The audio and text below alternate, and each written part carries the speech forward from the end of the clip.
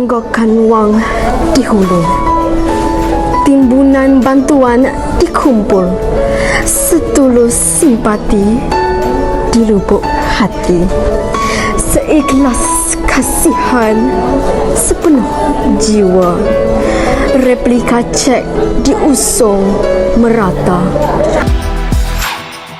Di sini kami berada di bilik kenanga, di mana di sini dijual buku majalah lama dan dokumen risalah sejarah. Jom kita tengok. Di sini terdapat surat khabar lama seperti yang anda boleh lihat di sini. Jom ikut saya. Terdapat juga dokumen-dokumen dari masa lalu. Tahukah anda, ini semua adalah koleksi Raja Ahmad Aminullah sendiri. Ini daripada 1958. Boleh percaya tak? Kini saya bersama dengan Encik Rozan, Eksekutif kepada Ra-Arch Heaven. Salam sejahtera, Encik sihat? Sihat, Alhamdulillah. Terima kasih. Okey, saya nak tanya sedikit saja soalan kepada Encik. Soalan pertama saya, apakah yang istimewa tentang dokumentasi dan buku yang ada di sini? Okey, yang istimewanya bahan-bahan buku, dokumentasi, majalah langka dan nadir yang ada di sini di Bilik Kenanga Aras 2 sempena Pesta Buku Antarabangsa Kuala Lumpur 2023 adalah bahan-bahannya adalah apa yang dikatakan agak-agak lama, bersejarah ya, yang susah didapati. Jadi ianya merakamkan, ia membawa sejarah dokumentasi untuk para pembeli melihat dan jika mereka minat untuk memilikinya untuk simpanan sejarah untuk generasi yang akan datang. Okey, terima kasih. Soalan terakhir saya pula kepada Encik. Seperti yang kita dapat tahu, di sini terdapat pelbagai dokumentasi dan buku kan? Sebenarnya berapa jumlah koleksi sebenar sebelum dijual? Okey, kalau diikutkan koleksi pemilik pada bahan dokumentasi Keratan Akbar, majalah dan buku-buku lama ini, yakni Raja Ahmad Aminullah, apa yang kami bawa ke sini sempena Pesta Buku Antarabangsa adalah 1/30 sebenarnya. Jadi kami bawa dalam hampir 100 buah buku, selainnya majalah, gambar-gambar lama Keratan Akbar ya, dan bahan-bahan dokumen sejarah dalam 100 buku kalau buku. Jadi yang kami rasakan memang ada peminat untuk membeli ya dan mereka yang mahu memang minat mengumpul bahan-bahan sejarah. Okey, terima kasih Encik kerana meluangkan masa bersama kami pada hari ini. Okey, terima kasih. Kini saya bersama dengan Raja Ahmad Aminullah. Assalamualaikum. Pak Ungku sihat? Nama you? Nama saya Nunali Yasmin. Saya dari TVPSS SMK Sarjana Utama. Naili Yasmin. Terima kasih Naili Yasmin. Alhamdulillah sihat, sebab itu saya berada di sini. So saya nak tanya sedikit soalan kepada Pak Ungku. Sebelum saya tanya, saya nak tahulah sedikit pasal Pak Ungku. Boleh Pak Ungku ceritakan sedikit latar belakang hidup Pak Ungku? Oh, susah saya nak cerita berkenaan diri saya. Tapi cukup, saya dulu belajar di sekolah rendah di Ipoh, kemudian sekolah menengah di Kuala Kangsar, kemudian saya sempat belajar komunikasi massa sekejap. Selepas itu saya belajar hukum ataupun undang-undang di UK. Itu dari segi pelajaran lah. Sejak 20 tahun belakangan ni saya lebih dikenali sebagai seorang penyajak dan penulis. Saya minat dengan isu-isu pendidikan sebenarnya.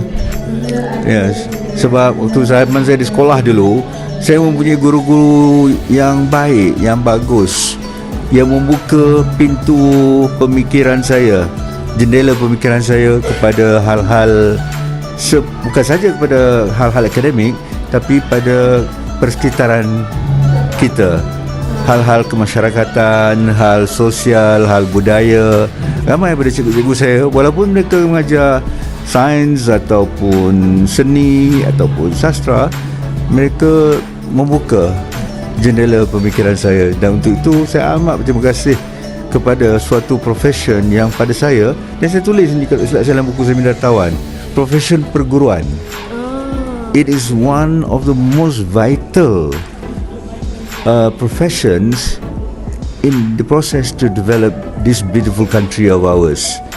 Kita harus meningkatkan lagi apresiasi kita pada pendidik dan guru-guru pada umumnya.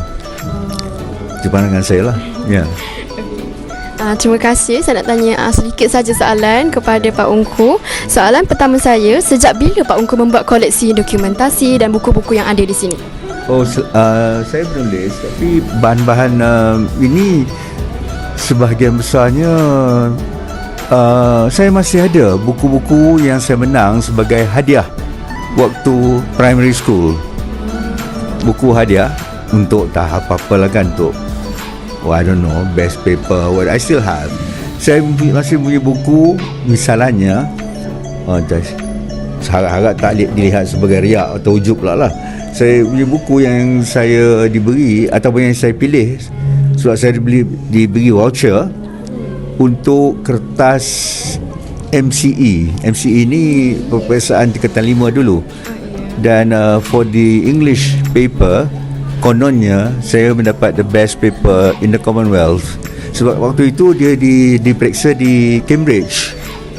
Saya diberitahu, saya tak pastilah kan. Tapi demikianlah diberitahu guru saya. Dan buku itu 3 buku sebenarnya. Salah sebuahnya, ketiga-tiga ni sampai kepada saya oleh almarhum Tun Abdul Razak, Perdana Menteri Malaysia pada waktu itu.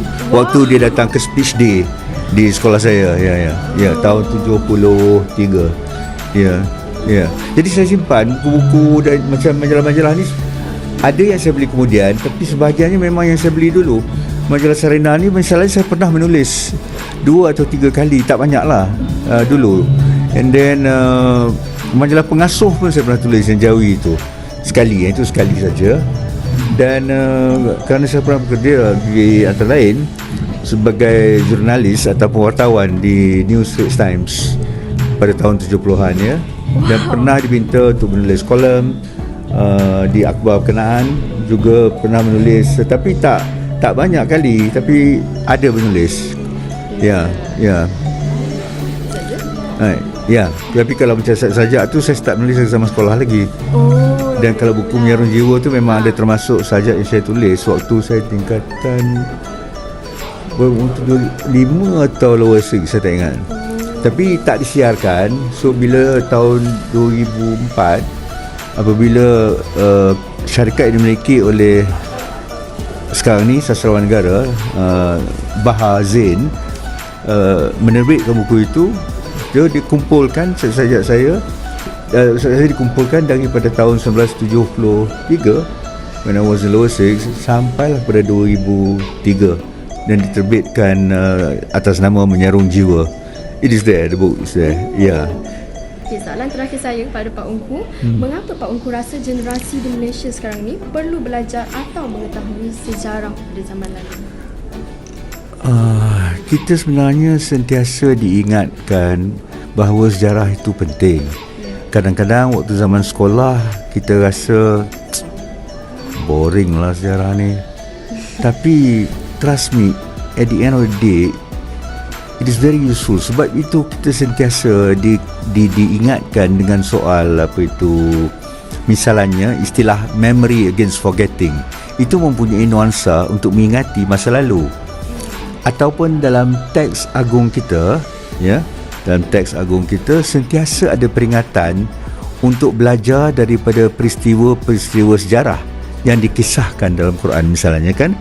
Dan memang penting sekali sebab untuk bergerak memajukan masyarakat dan negara termasuk diri peribadi pada masa kini dan masa akan datang, kita perlu tahu berkenaan dengan masa lalu.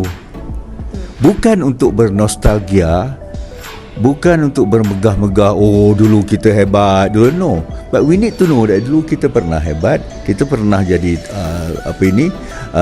mendobrak zaman, kita pernah menghasilkan karya-karya ilmu sehingga misalnya kalau dari segi Islam misalnya sehingga civilization, ketamadunan Yunani, Greek dan Romawi pun belajar daripada kita. So we can be proud of that, but at the same time we should not rest on our laurels. Maknanya kita jangan setakat bernostalgia dan syok sendiri saja, tapi kita cari jalan macam mana kita nak mengimarah kembali ilmu yang seharusnya kita boleh kembangkan demi pembangunan bangsa dan negara tercinta ini. Ya, kita nak semangatkan semangat patriotisme, tapi patriotisme yang berpaksikan ilmu, supaya bukan hanya sekadar sentimen melulu saja, tapi berdasarkan ilmu. Dan saya rasa di sekolah-sekolah lah tempat yang paling baik untuk perkara-perkara ini disemaikan. Saya ucapkan syabas kepada, pertamanya pada cikgu yang membawa anda ke sini, tapi juga pada anda berdua kerana at this young age sudah menunjukkan minat yang mendalam terhadap hal-hal seperti ini. Ya. Terima kasih kerana memberi peluang untuk kami interview kepada Pak Ungku. Terima kasih Pak Ungku. Tak ada masalah.